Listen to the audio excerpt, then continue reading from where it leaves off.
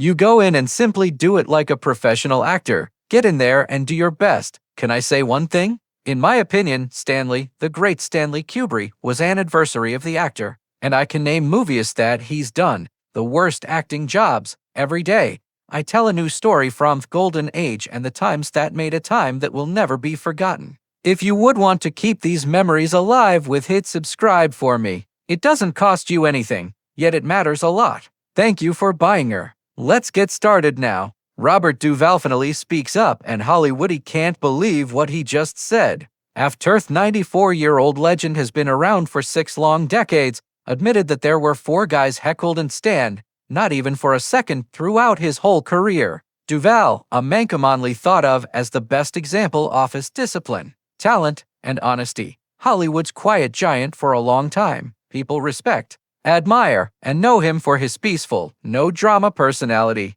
But deep inside, those old grudges never really went away. Behind his calm, gentlemanly front, Duvall had memories he wanted to forget for all time. But now, in an interview wrecking the cinematic world to its core, an Oscar-winning icon who helped shape generations of movies have finally said something up, expressing what he had never said before. He told the 4 actors who heckled and stand at all. I have kept medieval is said to have kept his mouth shut for decades, said. But what am I waiting for at my age? 4? It's time to be honest. His words spread like wildfire through the sector, fire in the woods. Not just because of what he said, but also because of who said it. Said it, but who said it? Robert Duvall, the man everyone thought would take Hollywood keeps its secrets to itself. For Duvall will eventually speak up after for more than 50 years, these meander were deep feuds, deep enough to follow him into his 9s. People close to him say they weren't just little disagreements.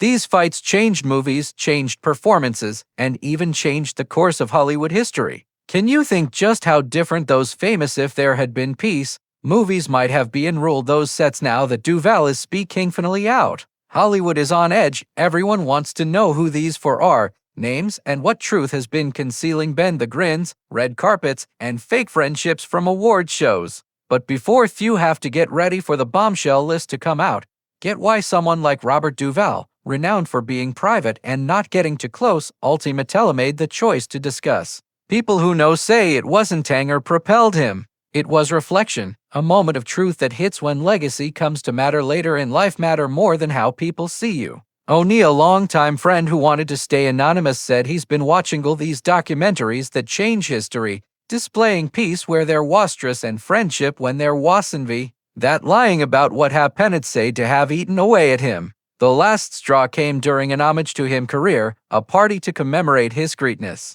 Sitting still in the Duvall saw clips from his most famous scenes, time spent with people he secretly hated. The people cheered, but Duvall sat there angry. Asked narrator complimented creative alliances and respect for life. Helater, he told the person who interviewed him. I sat there hearing all that revisionist stuff about bullshit about respect for each other and creative connections while keeping in mind way one of those people used tune purpose step on my wires to mess up takes. And another person tried to get me fired from what turned into one of my most famous works roles. That was all. The second legend had had enough. At 94, she won an Oscar, a lot of nominations, and a Duvall will always be remembered in film history. Made up his mind that there was nothing left to protect. Hollywood's illusions are no longer mattered. Truth did. He is said to have told Pauls he wanted the future generation of actors to discover the truth behind the glamour. These young actors should know the truth. He remarked that even in every great movie comes from harmony. They sometimes come from jealousy, ego, and mayhem behind the camera. And then the shock came. That's hook up Hollywood. The first name on Dustin Hoffman is on Duvall's list, the burglar who never stopped stealing credit. And that's only the start. Dustin Hoffman once labeled Robert Duvall a friend. But the friendship didn't last, not at all like Duvall thought it would be. Back when they were both poor actors and Newthy lived in a small apartment in New York, sharing rent and going after the Sama dream, Dustin and I were actors who were having a hard time. In New York, Duvall remembered. We were pals. Or at least that's what I thought were. But Duvall later realized that friendship meant a lot toned the same as Hoffman. In the beginning in the 1960s, their friendship grew stronger on long nights of practice and caring together. But Duvall quickly started to see something odd, his own thoughts coming to Hoffman's auditions. I would worked for weeks on a specific Duvall's audition interpretation told. I'd rehearse it in our apartment. Then, out of nowhere, Dustin would get a call for the same part, and he'd follow my identical steps, sometimes word for word. When Hoffman got those roles, Duvall would tell other people that he had gave him ideas. Duvall shot back quickly, that's a sophisticated way of saying theft, even Asti became famous, but the tension never really faded. While they were making True Grit in 1969, when Duvall played thief-man commonly called outlaw Ned Pepperham asking for help while getting ready for Midnight Cowboy. I spent hours on those calls helped him find rats, Duvall said. Rizzo's voice, but when Hellitter read an interview with Hoffman, where said he came up with that famous voice be. Looking at homeless folks in New York, Duvall understood that his help had been going on for months, been fully deleted. Never once died said, he never talked about our talks with disbelief. The point of no return came in 1971, when both men were running for the lead in The French Connection. The part went to Gene Hackman in the end, but Duvall never forgot what occurred back there, behind the scenes. That was when I stopped Ed, he admitted to taking his calls. You understand that some people never quit taking from other people. They just grow better at acting like it's working together. Later, people who knew Duvall confirmed his story. Sources said that during the casting Hoffman went beyond theft during the process. Thoughts. He is said to have tried to destroy Duvall's prospects are gone. Head old director William Thad Friedkin told Duvall that he was hard to work with and not willing to help, citing outdated theater story as proof. Duvall argued that this deception could have cost him a job that would have changed his life. He said strongly that was too far. From rivalry to plain sabotage, Duvall confronted Hoffman years later about it. Duvall remembered that he denied it, but Friedkin told me straight himself and no matter what, Duvall never went people. Not then. He stayed calm, shared stages with Hoffman and went Tovens, and even spoke nice things about what he does. That mask of a very own was misled by professionalism, which Medethus new information makes things even more explosive. Noon person in Hollywood thought that there had been bad feelings between two oft actors who were most respected at the time off the time. But as surprising as Thew had happened next after Hoffman's confession was blew the roof off. Duvall gave a name to a man supposed to be untouchable, a legend whose almost mythical talent. The second name, Marlon Brando, the most harmful ego I've ever seen. Duvall didn't hold back at all. Hesiod, in Hollywood, great not all performances come from good relationships. They do this sometimes, survive in spite of terrible ones. His tone was harsh, and his honesty was cruel. That's how it is in this business, he said. Nobody talks about it. And then dropped truth bombs one after the other. When Heffinelli said Brando's name out loud, even hardened insiders were shocked at not believing. Marion Brando, the Marlon Brando, the man the world calls one often of the best actors ever. Duvall didn't tragic Brando's genius. He admitted that he was a genius. But he was also the most harmful ego I ever met in this line of work. Marlon Brando wasn't simply hard to predict. He was a man who could destroy a very thing productin only to show he had the power. His fights with Robert Duvall became the stuff of legends on the chase in 1966 was a crazy set. People don't remember this movie very well anymore, despite the cast was like aristocracy in Hollywood. Marlon Brando, Robert Duvall, Jane Fonda, and Robert Redford. But behind the glossy movie posters, a mental war wavens that would impact Duvall's life forever view of performing, celebrity, and professional honor. Duvall told Brando thought a bad habit. He'd switch heiss and purpose, change the performance every timely to make it impossible to alter. If he didn't like how the director did things, Duvall stated he'd purposefully destroy the coverage of sequences with other actors. Brando said it was safeguarding the integrity of show. Duvall called it what it was.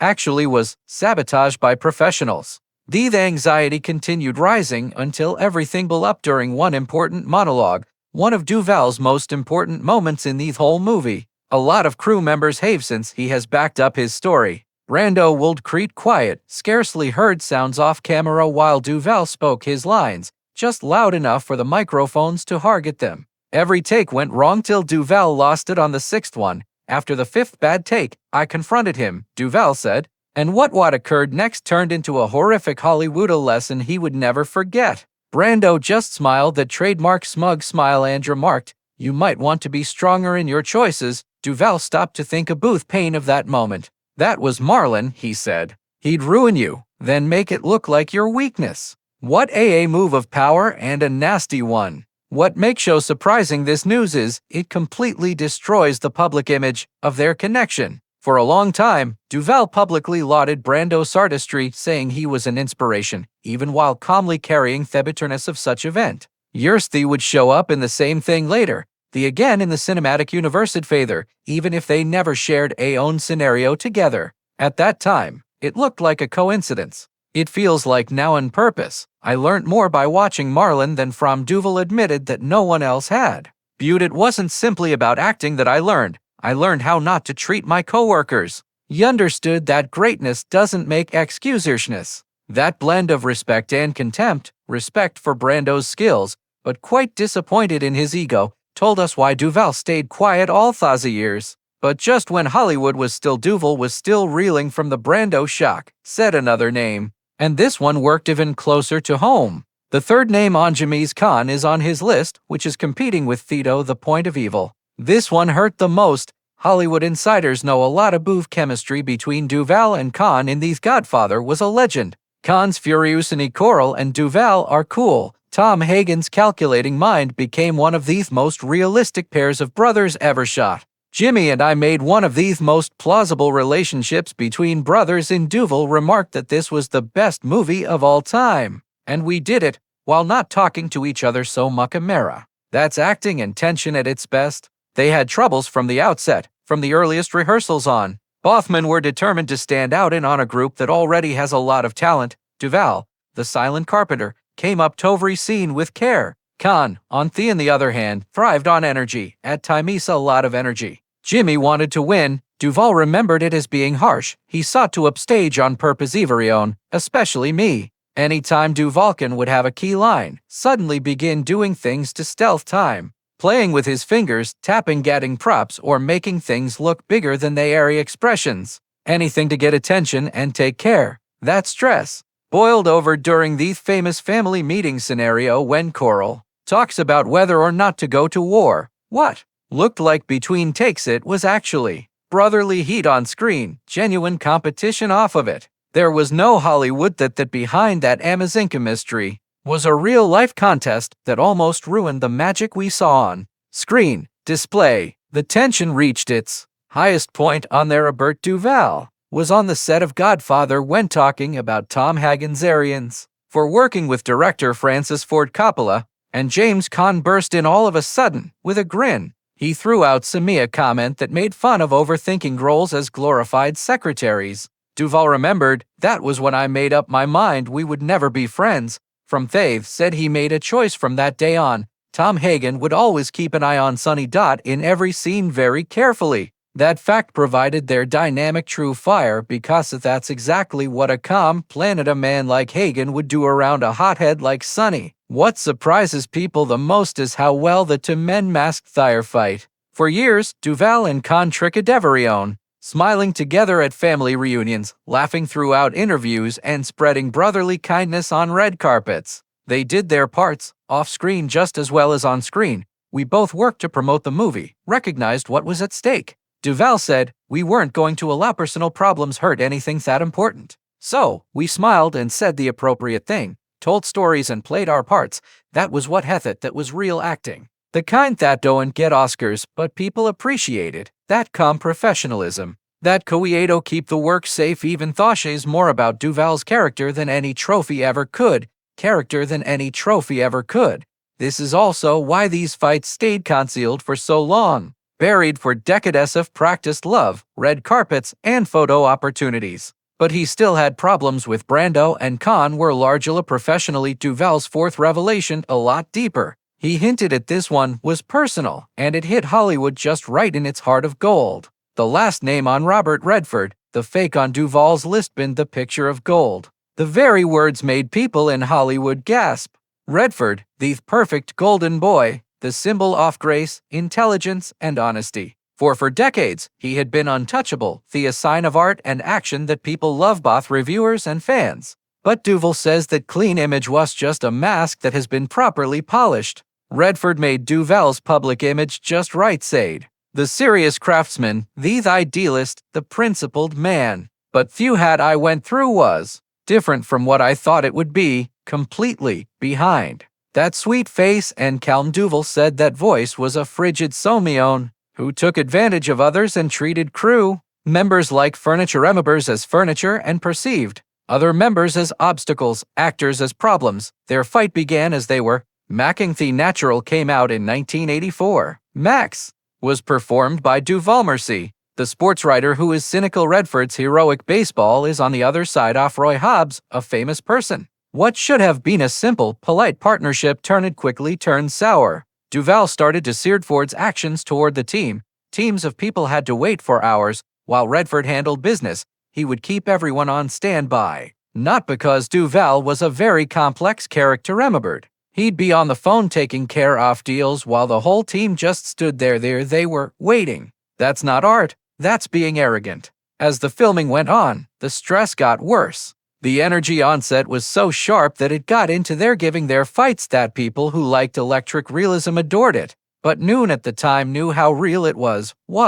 Duvall said that Redford shit polished image of artistic honesty, a much more selfish agenda. Put a lot of strain on director Barry. Duvall said that Levinson wanted to cut my role. He said that the parts where Max Mercy didn't confront Roy Hobbs's myth needed. But Duvall saw right through it. It was evident that he saw anyone powerful presence in front of him as a threat. This wasn't about helping Thestery. It was about making sure headache over every frame. The irony of it, everything was terrible. Redford was acting as a baseball hero whose name was being gasped by a reporter while behind the scenes. He was trying to shut up that same journalist's voice in the film. What made Duvall the most angry was it wasn't just the ego. It was the hypocrisy. The difference between who he says he is and the difference between what he says and how he acts is huge. Duvall told his interviewer, "The man talks about working together, but behind he's planning every action behind the scenes to keep himself safe." He would stand on stage at Sundance talking about art purity, Duvall remembered clearly, then would show up on site and demand the final cut, privileges, and the right to say no to others actors casting, the space between way people see Redford and the way he eligible was shocked by how they acted. The last example of Hollywood double standards. The saint in the spotlight, the dictator behind the camera. But the moment that clinched it, the one Duvall will never forget, came after post-production on The Natural. He faced Ford directly about his manipulation behind the scenes. What happened next, which several crew members saw, etched into Duvall's mind for all time. Redford looked at me and said, "Bob, you're a character actor. I'm a famous actor. We're not following the same rules." That line hit Duvall like a blow to the chest. That moment became clear of everything. He said, "The scam behind the picture of gold. I never thought of him the same way again." That statement might have meant more than any of the others, shocked Hollywood to its core. From one Robert to another, it wasn't just a personal hit. It broke the whole notion of Hollywood's goodness. Guys, those smooth, happy leggings things no one thought they could touch suddenly looked like a person with flaws. The golden glow that had been around Redford long decades, it started to flicker, and the industry could no longer act like it didn't know. Look at the cracks. In the days that follow, Edleywood's bombshell interview with Duvall has been a mess. Shock, denial, murmured confirmations, even silent people have started to come forward. People who work for Dustin Hoffman and Robert Redford is the only actor still alive, Duvall said by name. Let go well-chosen words that sigh amazement at what he said while insisting on how much they value his legacy. The answers were nice. Maybe too much so, kind. In the meantime, behind closed doors, people close to the situation started to support Duvall's story. People who worked on The Natural have relayed similar stories about Redford's managing how people act on set. A previous assistant director of The Godfather confirmed the clear friction between Duvall and James Caan as they were filming. When asked, even Francis Ford Coppola said, given a really clear answer, "The chemistry, you may see things on TV that come from incredibly intricate relationships between people behind the camera." He replied that was almost certain in Hollywood, and the waves kept coming. There, People closed Duvall. A number of well-known actors have reached out to thank him in private. Finally, someone voiced what so many have wanted to say, felt but never had the guts to express out loud. That actor spoke for a lot of us, told a buddy, according to reports. The message was clear. Duvall's bravery had opened a door. Duvall himself seems to been bitter anymore, but free and lighter. After he hasn't spoken anything in decades, getting angry. Just setting the record straight. In a short follow-up he said, "My goal was to make a statement, never to hurt anyone's reputation, but to fix a version of history that has been polished into fiction." He went on to say, "I've given this industry 60 years of my life and always treated it with care. A part of that respect entails being truthful about its actual life. All good and bad." Duvall highlighted that they weren't tiny conflicts or disagreements that happen once. They were patterns that lasted a long time, had an impact on productions, careers, and people's lives. "These truths should be part of the record," he added firmly, "not only the sparkly one we all agreed on to act like it was real." As the world of entertainment is scrambling to figure out after these shocking news stories, there is one question that remains in the air like smoke over Hollywood boulevard. Does Robert Duvall have Moretto show? His last words in that interview was full of creepy and mysterious things. Those four stood out, yet they weren't be itself. And just like that, the story went out of the room, leaving Hollywood to deal with its mirror image. Maybe after all of this it's finally time for the myths after all these years to fall and let the truth take the stage. Leave your opinions in the comments down below. If you liked it, hit that like button. Anything real.